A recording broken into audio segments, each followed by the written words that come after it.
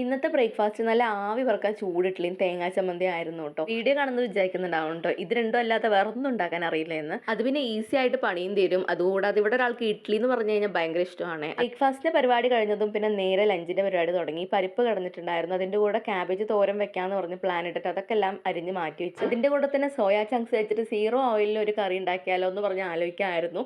ഇതുവരെ അങ്ങനെ ഉണ്ടാക്കിയിട്ടില്ല, കുളമാവോ എന്നൊരു പേടിയുണ്ട്. പക്ഷെ എന്നാലും ഞാൻ ഒന്ന് ട്രൈ ചെയ്ത് നോക്കിയിട്ടുണ്ടായിരുന്നു. അങ്ങനെ ഒരു വഴിക്ക് ക്യാബേജ് തോരനൊക്കെ സെറ്റാക്കി ഒന്ന് വേവാനായിട്ട് അടച്ച് മാറ്റി വെച്ചു കേട്ടോ. അതിന്റെ ഗ്യാപ്പിൽ തന്നെ സോയ ചങ്ക്സ് ചുടുവെള്ളത്തിൽ ഇട്ടിട്ട് വെള്ളമൊക്കെ ഒന്ന് പിഴിഞ്ഞ് മാറ്റിയതിന് ശേഷം കുക്കറിലേക്ക് ആ സോയ ചങ്ക്സും മഞ്ഞപ്പൊടി, മല്ലിപ്പൊടി, മുളക് പൊടി, പിന്നെ ചിക്കൻ മസാല, തക്കാളി, വലിയുള്ളി, കറിവേപ്പില, മല്ലിയില, കുറച്ച് വെള്ളം, ഉപ്പും കൂടി ആഡ് ചെയ്തിട്ട് ഒരു വിസിൽ വെച്ചെടുത്തു കേട്ടോ കുക്കറിൽ.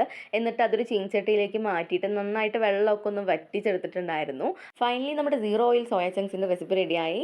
എന്നിട്ടൊരു പ്ലേറ്റിൽ കുറച്ച് ചോറും പരിപ്പ് കറിയും ക്യാബേജ് തോരനും ഈ സോയ ചങ്ക്സും കൂടി ഇട്ടിട്ട് അങ്ങനെ ലഞ്ച് കംപ്ലീറ്റ് ചെയ്തു. എന്തായാലും ഇന്നത്തെ വീഡിയോ ഇത്രയേ ഉള്ളൂ കേട്ടോ. പുതിയൊരു വീഡിയോ ആയിട്ട് വീണ്ടും കാണാം. അതുവരെ ബൈ.